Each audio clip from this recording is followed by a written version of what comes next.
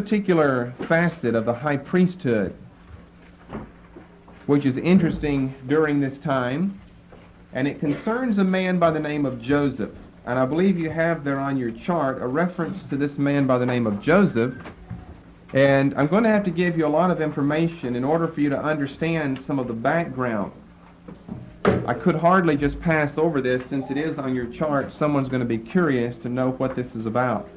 If you'll open your chart up, you probably have to open it up full scale because it goes on both sides of the middle division. We've given you a little bit of information from the time of Onias the first down to the time of Onias the second, and we've even discussed Simon the second somewhat.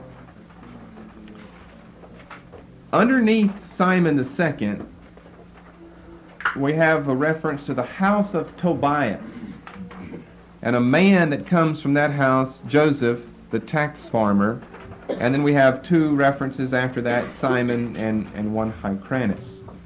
I think we've given you also the references from Onias to Simon the second, or at least to Onias the second, on who is whose son, or uncle, or nephew, or brother, or whatever. Now, a lot of this is recorded, this little business here concerning the house of Tobias and concerning Joseph is recorded in Josephus. I think it's in Book 12, Chapter 4. As a matter of fact, it takes up all of Chapter 4, which is a little unusual in Josephus. All of Chapter 4 in Book 12 of Josephus' Antiquities. And let's see if we can do a little discussion of this, give us some understanding on how these things came about and how some other things came about in Israel later on. And we'll come back to these priests here in a moment. First of all, what we have to understand is that there are two important houses or families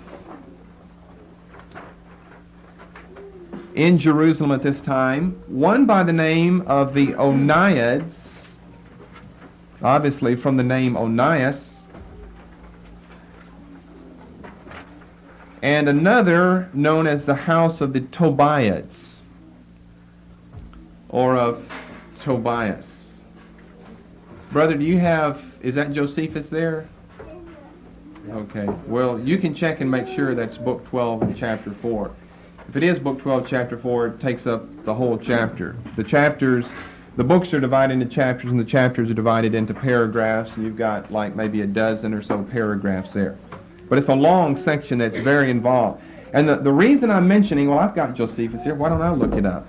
The reason I'm mentioning Josephus is because it's very, very confusing what he gives here. What he gives is very confusing because he swaps up the times of, well, Euergetes. He gets Euergetes living after Antiochus III, whereas he really should be before, and he gets Cleopatra married to someone, chapter 3, way back before the first Cleopatra even comes on the scene. And by the way, tonight we will be getting to the first of many Cleopatras. Yes, that's Book 12, Chapter 4, entitled How Antiochus Made a League with Ptolemy, and how Onias provoked Ptolemy Euergetes to anger, and how Joseph brought all these things right again and entered into friendship with him, and what other things were done by Joseph and by his son Hyrcanus. Well, you probably couldn't, in reading it that quickly, notice some of the names that were mentioned, but Euergetes he mentions, Onias, and then Joseph, but don't you have Joseph mentioned so far down the line here on your chart that he doesn't even come during the time of Onias, but rather during the time of Simon. There's no doubt about it in my mind that your chart is correct and that Josephus is incorrect. In his chronology, many times he is incorrect. Onias the second, Josephus said, was a man of little soul and a great lover of money. That's in paragraph 1 in Book 12, Chapter 4. He was a man Josephus described as of little soul and a great lover of money. Now, remember that Onias the second is the son, I believe we've given you, of Simon the first, the just. Now, perhaps the reason why Onias the second would be a man that is a great lover of money is because money was involved in the high priesthood. There's no doubt about that. There was a monetary reason for desiring to be high priest. But notice on your chart in the succession of high priests, we have Simon the first, then we have Eleazar Manasseh, then we have Onias the second. But I'm saying Onias the second was the son of Simon the first. Well, then why do we have these two other men, the brother of Simon the first and then the uncle of Eleazar? Why do we have these two stuck in here? It's because Onias the second was still a minor whenever Simon the first died. Therefore, he was not capable of serving as high priest. Therefore, we have two men that serve as an interlude in the high priesthood, in the strict line from Onias, who had his son Simon, who has his son Onias, who has his son Simon again, from Onias the first to Simon the first to Onias the second to Simon the second. Then we've got Eleazar and Manasseh. In other words, what I'm saying is perhaps his having to wait all these years. First of all, he's a minor, so he can't come to the throne of the high priesthood. He has to wait for these other two. And then just because he now is of full age, another high priest isn't going to pass off the scene. He has to die first before Onias II can become high priest. Therefore, him having to wait so long, knowing that money's involved in being high priest, maybe it's what makes him so covetous after all. Because he's a long way. You see many years there, 40 years removed from Simon the first, his father, before he is able to become high priest. So perhaps this has something to do with it. At any rate, Josephus said that during the reign of Onias II, during his reign, Ptolemy III became very angry with Onias because Onias withheld the annual tax of 20 talents of silver. Now, Ptolemy III goes back to Ergetes, whereas we're seeing, and that's correct if you're going to connect that with Onias II. But to get down to the time of Joseph, we have to be all the way down into the time of Ptolemy IV and Ptolemy V, and for high priest Simon II, in order for everything to mesh. This is all again told in Book 12, Chapter 4, I think the first paragraph. Why does he withhold it? Well, obviously, because since it has to come out of the private estate of the high priest, he doesn't want to lose any more of these 20 talents of silver, which was a large amount of money. So he lets Ptolemy III know in no uncertain terms that no more taxation is going to be taken by the Ptolemies, who at this time, remember, are still in control. We're moving back a little in history because we just finished in the last message dealing with the fact that Antiochus and the Syrians now were in control of Palestine, but we're moving back in history to fit all of this in, that the Egyptians are no longer going to get any taxes from Palestine, or particularly from Jerusalem. Ptolemy responded by saying that if they did not immediately send the 20 talents of silver, that he would come and take the temple and occupy the city, which they were not doing at the time, which of necessity was a very great problem for all of Israel, and all of Israel, particularly the Jews in Jerusalem, were rather upset with Onias. Let's pause there for a moment and go to the house of the Tobiads and discuss their origin. So the Oniads, in other words, are the legitimate high priests because they've descended from Onias I, who comes from Jaddua, who comes from the high priest all the way back into canonical period of the Old Testament. The Tobiads. One other thing about the Oniads to show the contrast. The Oniads were strictly opposed to the spirit of Hellenism, which made them, well, highly regarded by the people of Jerusalem, that is, the Orthodox of the Jews. Just the reverse is true with the Tobiads. They were one of, if not the, leading Hellenistic family in Jerusalem, who had descended through one Tobiah, an earlier Ammonite adversary of Nehemiah. If you'll turn back to the book of Nehemiah, the 2nd chapter, verse 10 and verse 19, we have a reference to one Tobiah, who was an Ammonite adversary of Nehemiah. And we're going back a couple of hundred years now in history. So the Tobiah family was an important family in Jerusalem. They started off as Ammonites, notice. So how in the world they end up in Jerusalem? Well, remember Nehemiah and Ezra had lots of problems with false crossed marriages and people allowing descendants of Sanballat to have quarters within the ranks of the temple building and so forth. Well, here Sanballat is mentioned, Nehemiah 2:10. When Sanballat the Horonite and Tobiah. Now, it's not just a coincidence that Tobiah and Tobias are similar. Tobias is just the Greek form of Tobiah. The servant, the Ammonite, heard of it, that is, heard what Nehemiah was going to do. It grieved them exceedingly that there was come a man to seek the welfare of the children of Israel. And it grieves Arabs today if anyone wants to seek the welfare of the children of Israel. Verse 19, but when Sanballat the Horonite and Tobiah the servant, the Ammonite, and this Arabian Geshem heard it, they laughed us to scorn and despised us and said, what is this thing that ye do? Will ye rebel against the king? Because their plans, of course, are that they're going to do a little remodeling and rebuilding around Jerusalem. And they're quite upset about that. And over in chapter 4 and verse 3, Tobiah the Ammonite's the one that said, if you build this city, then a fox will go up, and if he leans against the wall, it'll probably all fall down. It's irony there in Nehemiah 4:3 from Tobiah. In other words, you guys aren't going to be able to do anything as far as the rebuilding of the city or the temple are concerned. So the house of the Tobiads that Josephus speaks of in Book 12, Chapter 4, and that we're talking about now and that are mentioned there on your chart, the house of the Tobiads goes back a long time in history. As I said, chronologically, it's a little difficult to know where all of this fits, but I think the chart's more correct than the time of Josephus. If it fits down, as the chart has it, during the time of Simon II, then we already have discussed Simon II a little bit. Simon II is the son of Onias II, his father, and perhaps he is the Simon of Ecclesiasticus chapter 50. Now let's look at the story, what this book 12 chapter 4 is all about, and why we're bringing this up and why it's included on the chart.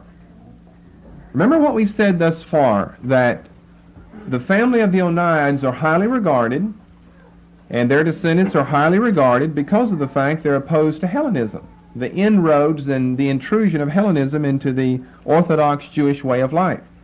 Most of the Jews are still in favor of at least their comprehension of let's go by the law of Moses and what Moses has commanded, and certainly not with all of these Greek amphitheaters and gymnasiums and all the things that the Greeks were trying to bring in. And they are the legitimate line of high priests, and the high priest in Jerusalem happens to be, if we're back as early as the time of Josephus, Onias II, or the chart, Simon II. However, under the family of the Tobias, we have those that are in favor of Hellenism, and there is one particular man who was a Tobiah whose name is Joseph, who also was related through his mother to Onias II, who was high priest at this time. Because of the fact that whoever is king down in Egypt, whether it's Ptolemy III or by this time we're to Ptolemy IV, because of the statements he has made to Onias, that if you don't give me the 20 talents of silver tax that are due me, that I'm going to come and tear down the temple and occupy the city, then Joseph, who was a very enterprising young man, offered help to his uncle, Onias II. Onias, well, his job wasn't something he really wanted to do. He just liked to make money from it. He wasn't too interested in the requirements of him or of his life. So whenever an envoy was sent up from Egypt, then Joseph is the one who entertained him. His uncle granted his request, let me handle this situation with those down in Egypt. And you watch how sly this young man was, and it's going to change the future history of Israel as a result of this one young man. He accepts the envoy very sumptuously, just so that he'll get a good report taken back by this man, who I think his name was Athenion, but it doesn't matter. It was an envoy from Ptolemy, so that he is going to get a good report whenever this man goes back and gives a report to Ptolemy. He borrows the money and pays the silver, so the tax is taken care of. Onias or Simon, whichever one, he does not have to be concerned about it coming from his own estate, because it's already been handled by his nephew, Joseph.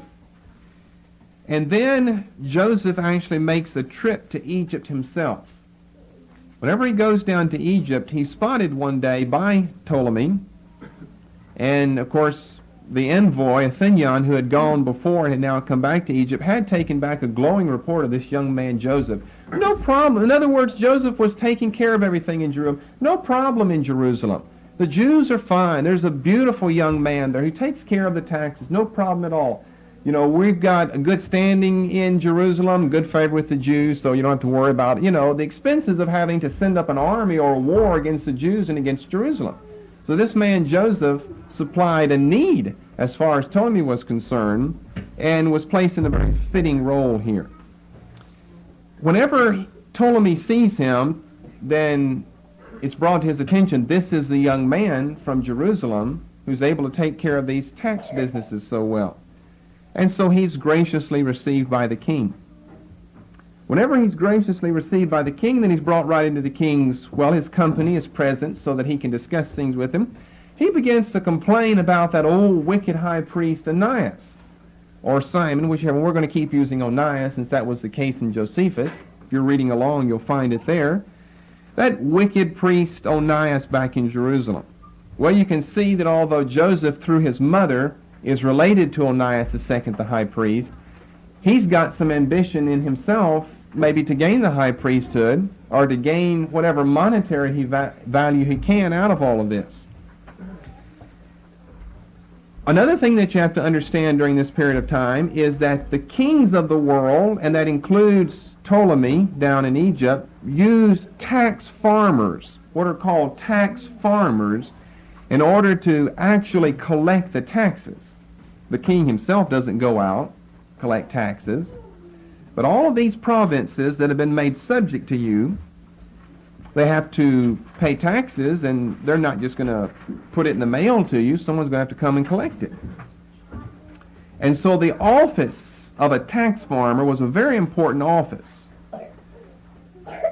The office of tax collector in the Gospels, we see, was a very important office. It was one despised because it was generally one that was occupied by very unscrupulous men, such as Matthew, who became scrupulous after Jesus said, Levi, come and follow me. But the same is true there. The publicans, they're called publicans in the New Testament. He doesn't mean the Republicans versus the Democrats, but publicans, they were tax collectors. Well, we've got this earlier, back here in Egyptian history, of the tax farmer. The office, kind of like under the Romans, the office is given out to the highest bidder. Now, why would someone want to be a tax collector? Well, because whenever came time for John Smith over on farm number 14 to pay his taxes, and he owed 35 shekels, the tax collector would say, my records show you owe 45 shekels. And he'd pocket 10 himself. He'd turn 35 over to the Roman government, and he'd pocket 10 himself. That's how Levi or Matthew could have a feast for Jesus in his home, because he was a very rich man. He could afford all of this, because you Jew the people out of their money, which is exactly what they were busy doing. Well, Joseph, anyone before him, anyone after him, they're going to do the same thing. It's given to the highest bidder. So, this is what Joseph wants, is to be the tax farmer for the Ptolemaic regime. So he borrows money from his friends in Samaria. And he's able to get enough money, all for the highest bid, so that the right of tax farmer is given to him, tax farmer over all the Ptolemaic region. And he very ruthlessly acts out his office, as Josephus gives several accounts, even to the point of murdering like 20 chief men in the city just to set an example for all the other delinquents there. He's so ruthless he makes so much money that he's able to, A, pay the necessary taxes to the king, B, pay back his borrowed money with interest, and C, grow very rich and fat himself. He holds this post for a period of 22 years and has no problem at all transferring his allegiance over to Antiochus III, who also is going to need tax farmer for Syria, Phoenicia, and various other places. Whenever Antiochus III, in the Battle of Panias in 198, takes over Palestine. Okay, that's why we have such a long period of Joseph drawn on the chart. Joseph, the tax farmer, the nephew of Onias II, descendant in the house of the Tobiads, who himself ends up having important sons, Simon and Tyrannus. And you'll notice that indeed the time of Joseph, this 22-year period, does extend over the reign of Ptolemy IV, Philopater, up into the reign of Ptolemy V, Epiphanes, and right over into the reign of Antiochus. All during the reign of Antiochus, but the reign of Antiochus III over Palestine, that is. So that he just switches masters from the Ptolemies to the Syrians whenever the Syrians take over. So, I think that covers, remember we're covering high priesthood as it fits chronologically. That will cover the high priesthood for a little while. That's all we're going to say on everyone from Onias I down to Simon II. The next one we come to is Onias III, who was basically a good high priest, and that already deals in with Joseph and part of the period, of course, of Onias III. You see, that's what makes it a little difficult in Josephus. Did he get confused on Onias? Did he really mean Onias III instead of Onias II? Or why does he skip Simon II entirely? Which one of these does he mean? It's hard to determine. But when you put other pieces of the puzzle together, I think what you have on your chart will bear itself out, and it fits here rather well compared to anywhere else. Now let's return to the text of Daniel, as well as to the additional points on the chart. For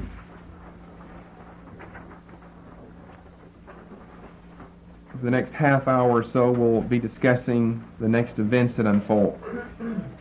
Antiochus III has won at the Battle of Panias, 198. Ptolemy V is crowned king in 196, when he's about 11 or 12 years of age. He was a child, a boy king when he came to the throne, remember, of around 5 or 6 years of age in 202.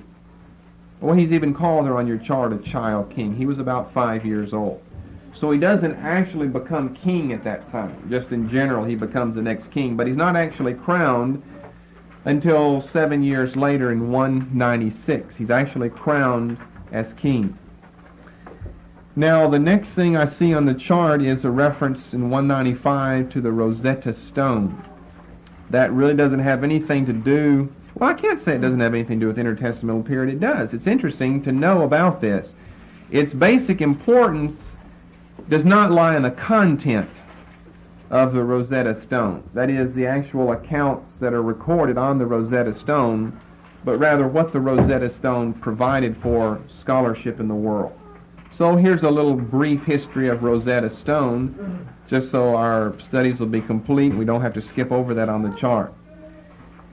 You've all heard of that before. We've discussed it a little bit before, and if we ever study archaeology, it's something that's worth studying a little more in depth. It's the world-famous 3 feet by 2 feet stone from black basalt that was found by one of the lieutenants in the Napoleonic campaigns in a little town called Rosetta, about 40 miles from Alexandria, in the year 1799.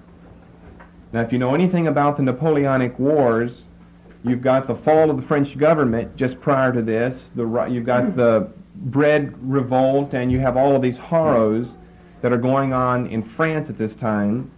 And without getting into that, it's a very right time for Napoleon to rise to the throne, and that's exactly what happened, is the throne as far as Napoleon is concerned. Napoleon thought himself to be Alexander the Great reincarnate. That's why whenever Napoleon starts his battles, one place he goes is to Egypt. Whenever it's very remarkable. Their stories read, well, quite similar to one another. Remember back with Alexander. Whenever Alexander the Great went down to Egypt, Alexander was a cultured man. He wasn't some barbarous fool that just went out like Attila the Hun to cut people's heads off and take over territory. He took scientists, astronomers, mathematicians, botanists, biologists. He took all of these men in his court, Alexander, with him to Egypt, especially to Egypt, to study all of these fantastic mysteries that the country of Egypt held. Well, whenever Napoleon goes on his Napoleonic campaigns, he does exactly the same thing because he thinks himself as Alexander the Great reincarnate. He takes with him a court of archaeologists, sculptors, mathematicians, astronomers, all of this. And whenever they go to Egypt, it's more than just to fight, but it's to, well, have fun, investigate, explore, participate in a little archaeology on the side as well. And it just so happens that one of Napoleon's lieutenants discovered the Rosetta Stone at a little place called Rosetta in northern Egypt in 1799. What makes the Rosetta Stone so important is that it's a trilingual inscription of Greek, of one of the old forms of the Egyptian tongue. Later you have forms of it like Coptic, the Coptic language, but the Demotic language, D-E-M-O-T-I-C, was an old Egyptian language, as well as, of course, hieroglyphics. Now, whenever it was discovered, well, not a lot was not known about hieroglyphics, except they were in existence many places of the world, and the sad thing about it all was no one could read it. Not only that, no one could read Demotic either. It was something that, well, the keys had not been found yet to unlock the secrets to these languages before. Obviously, people knew Greek. It didn't happen overnight, but over the next few decades, and finally a young Frenchman was able to make the final advance in decipherment of these things. But anyway, what's so important about it is it gave the key. Since it was a trilingual inscription, all you had to do was be able to read the Greek, and since it was paralleled with the Demotic and with the hieroglyphic script, then if you could read the Greek, you could read eventually the Demotic and the hieroglyphic script as well. Which is what took place, which is what makes it so important, which is why it's so famous in the British Museum today. If you're wondering how it got in the British Museum instead of the French Museum, well, remember Napoleon lost. France lost the war whenever Britain invaded Egypt, and the forces of Napoleon wasn't there, but the forces of Napoleon surrendered in 1801. So anyway, what was on? Why is it placed here? It was just discovered in 1799. Why is it placed here? Well, it was written, carved, in 195 BC. And it contains a published account of the honor being paid to Ptolemy V by the priests of Memphis, priests of the false cultic religions in Memphis. So it was a decree in honor of Ptolemy V that's published for all of the good deeds that he had done and all that he had bestowed upon these Egyptian religious cults in Memphis, and particularly upon the high priests of the religion. So that's why we have it included here, if you wondered about the origin of the Rosetta Stone. Fits in perfectly, and something as famous as that could hardly escape our attention, and that's why it's included on a chart like this. It's not important because it's praising Ptolemy V. Who cares what it's saying on there? But it unlocked the mysteries of the Demotic and the hieroglyphic languages, and that's what makes it so important. Okay, the next thing brings us to Daniel 11 and verse 17. So we'll go down to that. Let's go back to King James text. We're not having a whole lot of problems. That's why I'm not using a lot of the Hebrew, and it gets rather technical after a while anyway, and we've taken a pause in Hebrew studies. Verse 17, he shall also set his face to enter with the strength of his whole kingdom, and upright ones with him. Thus shall he do, and he shall give him the daughter of women, corrupting her, but she shall not stand by his side, neither before him. Now you're already aware of the fact that these verses still are connected, all the way down through verse 19, they still are connected to Antiochus III the Great. So he is our subject. He shall also set his face to enter with the strength of his whole kingdom. Let's take this long phrase together.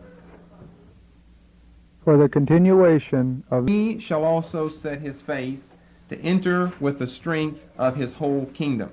Let's take this long phrase together. From the word he to the word kingdom. You can just write he ... kingdom, and you know we're talking about that long phrase. He shall also set his face to enter with the strength of his whole kingdom. Now you have to already know and have in your mind an understanding of the Battle of Peneus and the war from 202 to 198 to know what he's talking about here. Well, Egypt, for all practical purposes, has already been conquered.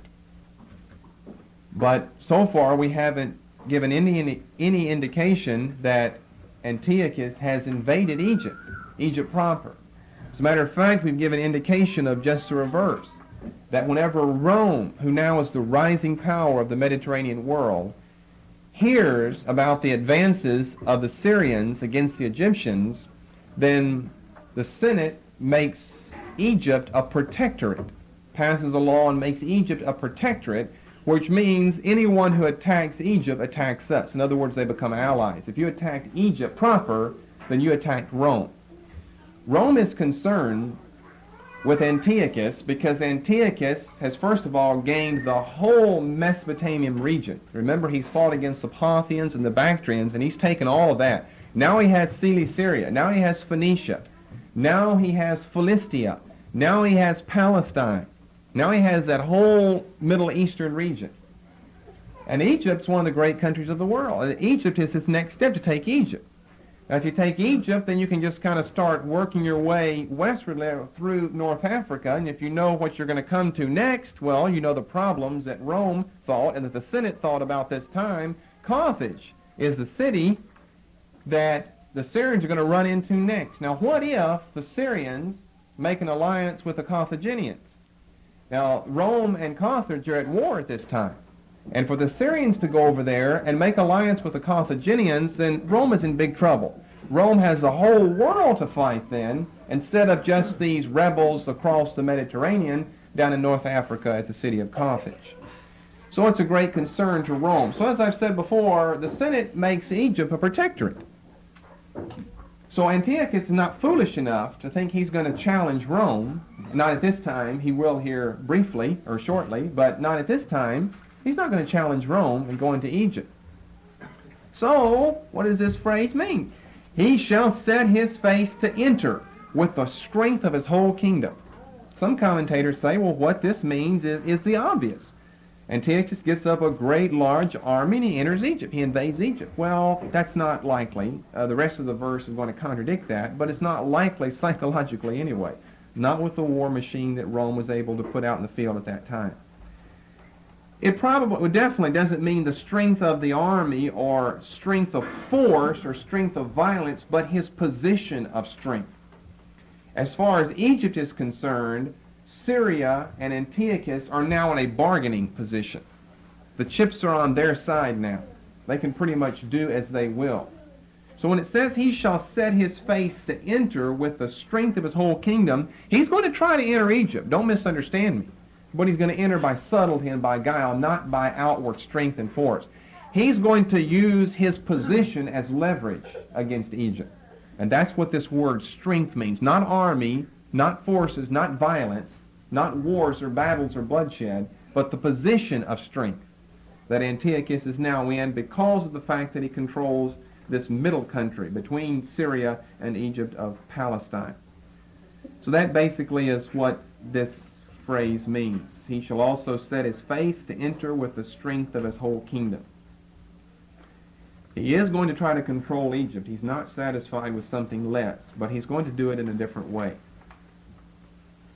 Now this phrase, and upright ones with him. Upright ones with him. I didn't bring the Hebrew, but I think the Hebrew is yesharim. But it means uprightnesses. Uprightnesses. And they have added ones as understood to be a reference to people. That if, in other words, Antiochus is going to come to Egypt, then he's going to bring others with him, namely upright ones. The phrase is used as a reference to people several times. Job 1 and verse 1, Job is called an upright one. From this word that's used here as yesharim. Various places in the Psalms also you'll find reference to the Jewish people as such.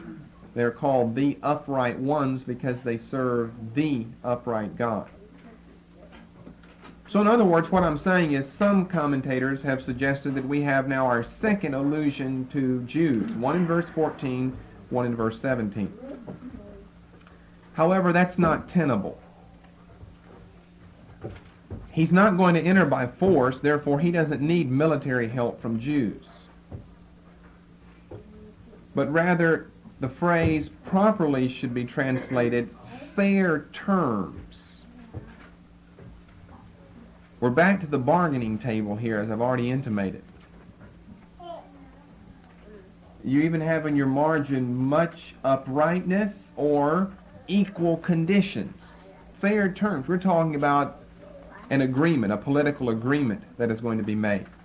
So he's going to enter by means of the strength of his position, and he's going to offer equal terms, fair terms, upright terms, equitable conditions. Can be translated in any of those ways. He's going to offer this, or as they say, he's going to bring this with him.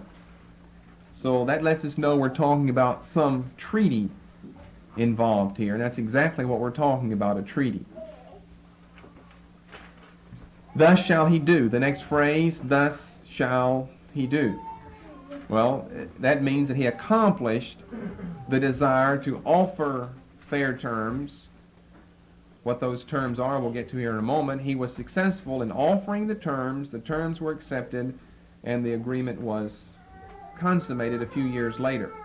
Now, it does not mean, because the end of the verse will say otherwise, that the end result of this worked in the favor of Antiochus, because it ends up doing just the reverse. Let's see. Remember, well, let's go on to another phrase before I get into that. The next phrase, and he shall give him the daughter of women. And he shall give him the daughter of women. He, the king of the north, shall give him, the king of the south, the daughter of women.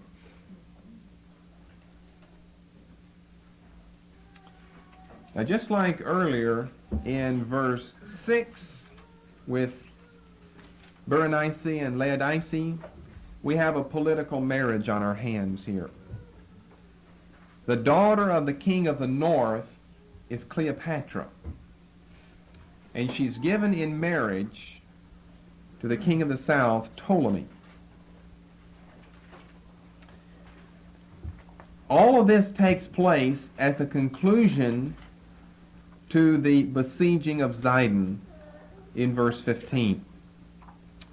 Around the year 197, he brings this agreement, and the agreement is signed. However, remember, Ptolemy is just a young boy at this time. He's not acting on his own account, but rather counselors are acting on his behalf. So when it keeps saying him, it means him, but dealing through the counselors that are over Ptolemy, who's just a young boy at this time, to Ptolemy. So all of this is concluded. It said, thus shall he do. So we know that he's successful in these agreements and these equitable, fair terms that he's offering. The deal's concluded right after the Battle of Pania, somewhere around 197. However, it's not really consummated or realized until 193, whenever Ptolemy is around 15 years of age. Otherwise, he's just an 11-year-old boy. It's a little too early to be married. So this doesn't happen until, again, this is a reference on your chart, until 193, when Cleopatra is given.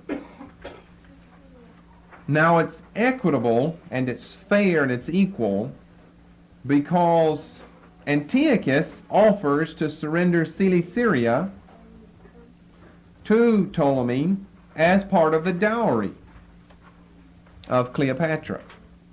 However, he reneges on this later on. So it's fair to begin with, but it doesn't end up fair.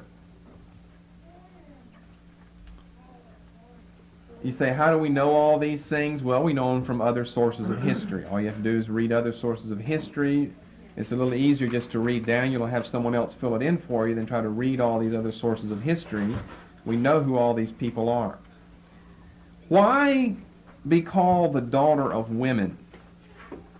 Well, there are three suggestions here, or we could end up with a fourth, that is a combination of some of the earlier ones. Three suggestions on why is she called the daughter of women. Aren't all daughters of women? Aren't all daughters of women? Well, obviously, you have to have a woman to be a daughter of, so why call her the daughter of woman? Well, one suggestion is because of her youth. I'll explain all this in a moment. Another suggestion is because of her beauty. Let's pause there and explain that. Daughter of women.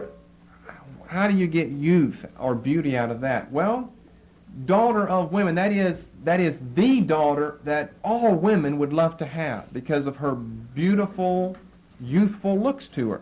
Remember the song in the Bible of Solomon is called the Song of Songs, the song above all songs, the best song. So if you're called the daughter of women, it means the best daughter, the highest daughter, the most youthful daughter, the most beautiful daughter of all women. In short, the daughter that all women would like to claim as their own. That's why she's not called daughter of woman, singular, which she was. You can't be a daughter of woman. You can't have two mothers. She's called daughter of women because it's as though all women would like to have her as a daughter. Or, in the third place, because of her eminence.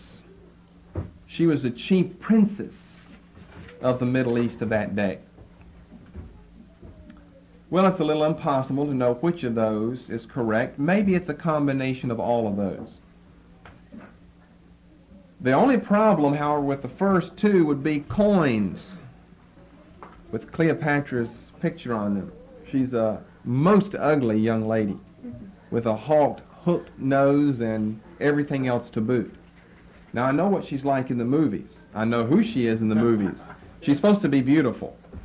But the coins don't have her pictured as very beautiful or as very young looking. Maybe that's why we ought to lean in the direction of just daughter of women as far as eminence is concerned. Every woman would like to have the chief princess of the Middle East as her daughter. Maybe that's a better suggestion. But it's only a suggestion because it's all we can gain from a passage like this. He shall give him the daughter of women. So Antiochus is giving his daughter. Cleopatra is the daughter of Antiochus. She's a Syrian. She's a Greek. They're all Greeks, whether you're in Egypt or in Syria, you're a Greek. But she's a Syrian Greek, the daughter of Antiochus III, and she's given to Ptolemy V as his wife. This is the first of many Cleopatras to come. Now, I know that in the popular frame of mind, Cleopatra and Egypt go together. So make sure that you remember Cleopatra comes from Syrian Greek descent and not from Egyptian. Now, there are going to be a whole long line of Cleopatras that come after this. Probably no one in here realized that. We all think, because of the popular rendition of the story, that Cleopatra was an Egyptian. Well, she was certainly not an Egyptian. She was a Greek. And not only that, she was not an Egyptian Greek, but she was a Seleucid or a Syrian Greek that descended from the kings of the Seleucids. She came from the loins of Antiochus III. However, she does end up down in Egypt. That's what this whole verse is about, that she's going to marry the king of Egypt. He's not an Egyptian either, though, remember. He's a Greek. So Cleopatra's not an Egyptian. She's a Greek. People think that she's, floats on crocodiles' backs and swims in the Nile River, and that makes her a local Demotic or Coptic Egyptian or something. Well, she's not. She's a Greek. She comes from Alexander the Great and all these great Greeks that come before her. There are many other Greek Cleopatras that come after this, but because of the mingling of the blood, they're going to be her descendants from Cleopatra the First. Because of that, they're both, well, they're half Syrian and they're half Egyptian, Greek Cleopatras after this. So remember that, keep that in mind, and you'll be a step ahead of people in the, well, what, 8th grade, you learn about Cleopatra or something. She's referred to here in the Bible as the daughter of women. Cleopatra the First, in other words, is her name, because there will be many after this. Cleopatra the First. Her name means, what does her name mean? I think it means something like progeny of an illustrious man, if I remember correctly. The progeny of an illustrious man, which would be Antiochus the Great. With a name like the Great, you'd have to be illustrious. So her name means something on that order, but it is a Greek name, not an Egyptian name. Okay, this next phrase, corrupting her. Well, the her is just supplied. There's no femininity involved here.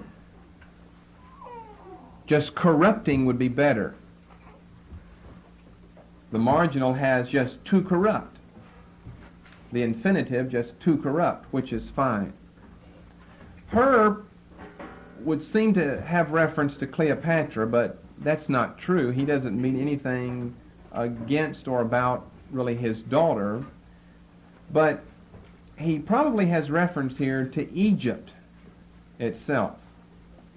I said before we're talking about a political marriage here.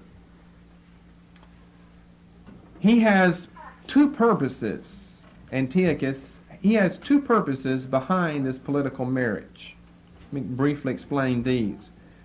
I'll give you the second one first, because we've already discussed this in verse 6 with Berenice and Laodice, and I think it's probably obvious to anyone here. He wants his daughter to get into the line of the Egyptian Ptolemaic kings so he can corrupt the line or the seed, or a better word would be destroy. He wants to destroy Egypt by getting his daughter in there. Hopefully his daughter will work on his behalf.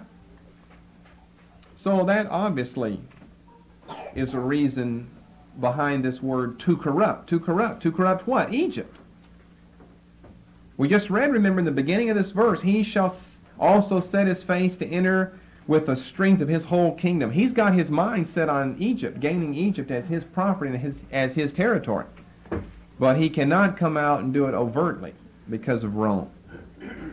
And then the second, I'm giving it to you second, it's the first in my notes, the second or the first purpose is so when Antiochus soon enters war with Rome, which we'll see in the next few verses, if his daughter is married to the king of Egypt, then hopefully Egypt will remain neutral in the conflict, which Egypt does not. But that's what he's planning on. So the two purposes. In the first place, Antiochus hopes that Egypt will not interfere whenever he soon enters war with Rome. And in the second place, and this is really the long range but the chief reason, so that he can get his foot in the door by means of his daughter to corrupt or to ruin the Ptolemaic line. Okay, the end of the verse, but she shall not stand on his side is supplied, but that's the meaning, and neither be for him. Well, it didn't work out like Antiochus had so desired. His daughter was not loyal to her father, but as any good wife should be, whenever she took Ptolemy the fifth as her husband, she transferred her allegiance to her husband. Now that's why Cleopatra becomes so famous in Egypt and Egyptian history, because she sides on behalf of the Greeks who are in control of Egypt, as opposed to her own Greeks who are in control of Syria and Palestine. She shall not stand on his side, that is, on her father's side, the side of Antiochus, and neither be for him. She won't work for him. He was hoping he could work through her to pull strings. should be a puppet, and he'd pull strings through her to reach the Egyptian government. And whenever she marries her husband, Ptolemy, she transfers her, rightfully so, her allegiance to her husband, does not do what her father wants her to do, but she becomes very loyal to the Greeks in Egypt, very loyal to the Ptolemaic line, bears the next Cleopatra, and then the next Cleopatra after that comes on down the line. She becomes a very, very famous woman, but I don't know if you could call her a traitor. I guess the Syrians would think she's a traitor, being married over to the Ptolemies like that and doing just what she was not supposed to do.